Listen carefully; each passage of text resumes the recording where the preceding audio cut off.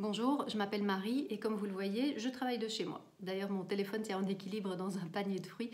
J'espère qu'il tiendra jusqu'au bout. Tout d'abord, j'espère que vous allez bien. Cette semaine, avec mon équipe, nous avons décidé de vous reparler de l'exposition Halte à la croissance qui s'est tenue au Grand Ornu pendant l'été 2018.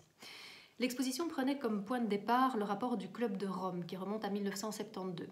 Cette importante étude envisageait toute une série de facteurs comme la poussée démographique, la croissance industrielle, la dégradation de l'environnement et la malnutrition dans le monde.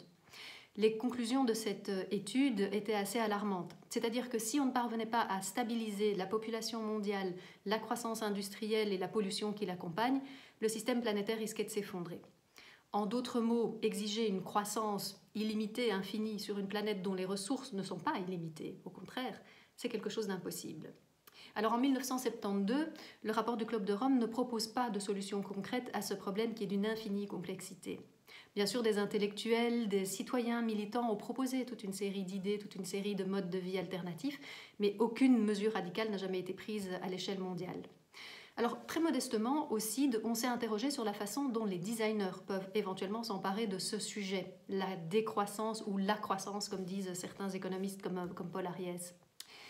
Nous avons exploré toute une série de pistes. Aucune n'est vraiment complète, aucune n'est parfaite, certaines sont même naïves et d'autres contiennent carrément des contradictions, mais en tout cas, elles ont toutes le mérite d'ouvrir de nouvelles perspectives, de nouvelles façons de vivre, de consommer et de produire de façon beaucoup plus respectueuse.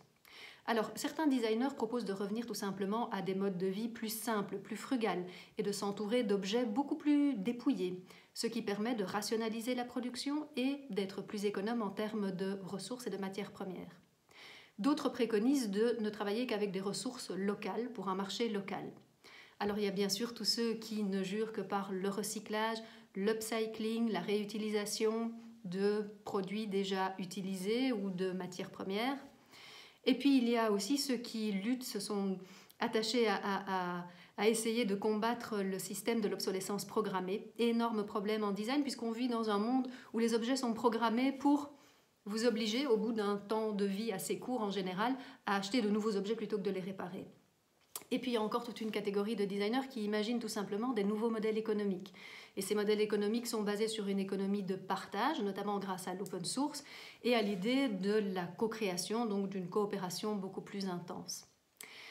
Alors dans le contexte de confinement actuel, toutes ces réflexions acquièrent évidemment une résonance toute particulière. Et c'est pourquoi je vous propose d'analyser ces différentes idées, une par une, tout au long de cette semaine. Et je vous souhaite beaucoup de plaisir. Surtout, prenez soin de vous. À bientôt.